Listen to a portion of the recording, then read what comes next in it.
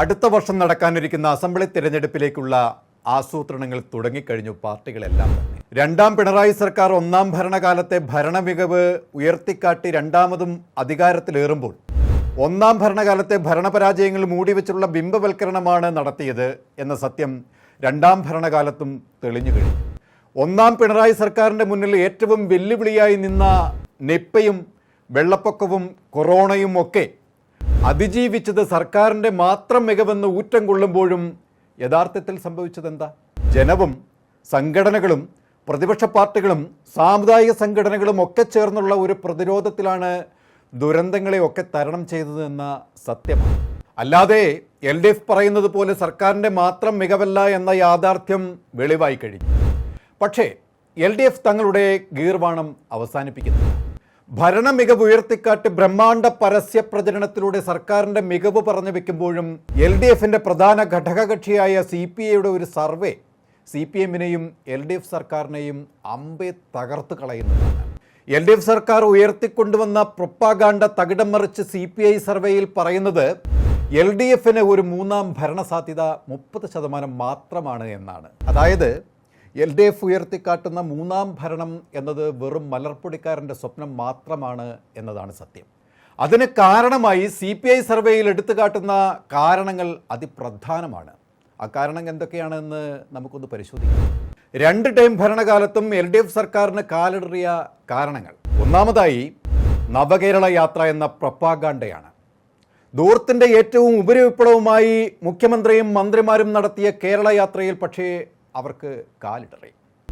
തുടർന്ന് പരമ്പരയായി വന്ന സ്വർണ്ണക്കടത്ത് മുഖ്യമന്ത്രിയുടെ ഓഫീസ് നേരിട്ട് നടത്തിയെന്ന തെളിവ് സഹിതം PV അൻവർ ഉയർത്തിക്കൊണ്ടുവന്ന വിവാദം, അതിൽ മുഖ്യമന്ത്രിയുടെ മൗനം, ദൂർത്തുകൊണ്ട് സംഭവിച്ച സംസ്ഥാനത്തിൻ്റെ സാമ്പത്തിക പ്രതിസന്ധി, ക്ഷേമ പെൻഷൻ അടക്കം മുടക്കം നേരിട്ടത്, ബ്രൂവറി വിവാദം, ലാവ്ലിൻ വിവാദം, സപ്ലൈകോയിലെ വിലവർധനവും സബ്സിഡി എടുത്തു കളഞ്ഞതും, അത്യാവശ്യ ഭക്ഷ്യവസ്തുക്കളുടെ ലഭ്യത കുറവും തുടങ്ങി ദൈനംദിന ജീവിത ചെലവിലെ ഉപ്പ് തൊട്ട് കർപ്പൂരം വിലയുള്ള വിലക്കയറ്റവും, മുസ്ലിം ന്യൂനപക്ഷങ്ങളുടെ നേരെയുള്ള മുഖ്യമന്ത്രി അടക്കമുള്ള LDF നേതാക്കളുടെ കടന്നാക്രമണങ്ങളും, നികുതി വർധനവും, നിയന്ത്രണമില്ലാത്ത വൈദ്യുതി ബിൽ വർധനവും, കൊറോണ കാലത്തെ ആരോഗ്യവകുപ്പ് അഴിമതി, മലയോര മേഖലയിലെ കാട്ടുമൃഗ ആക്രമണം, കിറ്റ് വിതരണ വിവാദം, ആശാവർക്കർ സമരത്തിൽ സർക്കാരും CPM നേതാക്കളും എടുത്ത ജനദ്രോഹ നിലപാടുകൾ, വനിതാ CPOമാരുടെ സമരത്തിൽ സർക്കാർ എടുത്ത നടപടികൾ, മുഖ്യമന്ത്രിയുടെ മകൾ നേരിട്ട് നടത്തിയ എക്സാലോജിക്ക് അഴിമതി,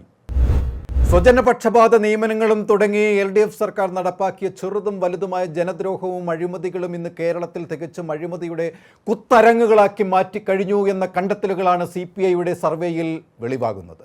സംസ്ഥാനത്ത് സകലമാന തട്ടിപ്പുകാരെയും സംരക്ഷിക്കുകയും ആ തട്ടിപ്പിനെ എല്ലാം വെള്ളപൂശുകയും ചെയ്യുന്ന നടപടിയും പിണറായി സർക്കാരിന് തിരിച്ചടിയായി. ലോക്സഭാ തെരഞ്ഞെടുപ്പിൽ സംഭവിച്ച വലിയ പരാജയത്തിൻ്റെ കാരണം എന്താണെന്ന് CPI നടത്തിയ പഠന സർവേയിലൂടെയാണ് LDFിൻ്റെ പരാജയം വെളിവാക്കുന്നത്. സംസ്ഥാനത്ത് സമാനതകളില്ലാത്ത തരത്തിൽ അഴിമതി നടത്തിയ പിണറായി സർക്കാർ വലിയ അവമതിപ്പുണ്ടാക്കിയെന്നും അതൊക്കെ വലിയ തോതിൽ ഭരണവിരുദ്ധ വികാരമുണ്ടാക്കിയെന്നുമാണ് CPI സർവേയിൽ പറയുന്നത്. ഈ സാഹചര്യങ്ങൾക്ക് മാറ്റം വരുത്തിയില്ല എങ്കിൽ മൂന്നാം ഭരണമെന്ന് കൊട്ടിഘോഷിക്കുന്ന പ്രതീക്ഷ LDFന് അപ്രാപ്യമാണ് എന്ന് CPI സർവേയുടെ വെളിച്ചത്തിൽ തറപ്പിച്ച് പറയുന്നുണ്ട്.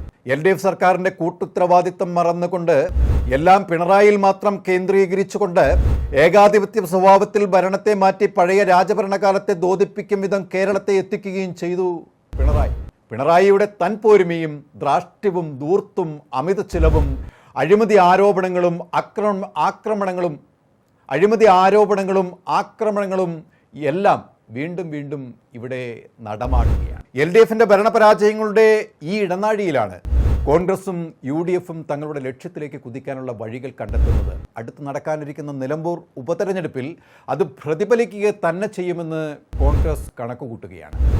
ഇത് ഒരു സാമ്പിൾ വെടിക്കെട്ടായിരുന്നെങ്കിൽ തുടർന്ന് വരുന്ന തദ്ദേശ സ്വയംഭരണ അസംബ്ലി തിരഞ്ഞെടുപ്പിലും കോൺഗ്രസിന് അത് പ്രയോജനപ്പെടുകയും കുറച്ച് നാളത്തേക്കെങ്കിലും CPMനെയും LDFനെയും കേരള രാഷ്ട്രീയ മണ്ഡലത്തിൽ നിന്നും തുടച്ചു നീക്കാൻ സാധിക്കുമെന്നത് തർക്കമില്ലാത്ത കാര്യമാണ്. 2025 പുനഃസംഘടനാ വർഷമായി ലക്ഷ്യം വെച്ചുകൊണ്ട് താഴെത്തട്ട് മുതൽ പ്രവർത്തനങ്ങൾ ഏകോപിപ്പിച്ച് കോൺഗ്രസ് നടത്തുന്ന ആശയങ്ങളിലൂടെ ലക്ഷ്യം വെക്കുന്ന കാര്യങ്ങൾ നടപ്പിലായാൽ അടുത്ത വർഷം കോൺഗ്രസ് വൻ ഭൂരിപക്ഷം നേടുമെന്നതാണ് നിരീക്ഷകരുടെ വിലയിരുത്തൽ. കൂടുതൽ വാർത്തകൾക്കും വിശേഷങ്ങൾക്കും ഞങ്ങളുടെ channel like and share subscribe ചെയ്യുക. കൂടാതെ സബ്സ്ക്രൈബ് ബട്ടണിലെ ബെൽ ഐക്കൺ എനേബിൾ ചെയ്യാൻ മറക്കരുത്.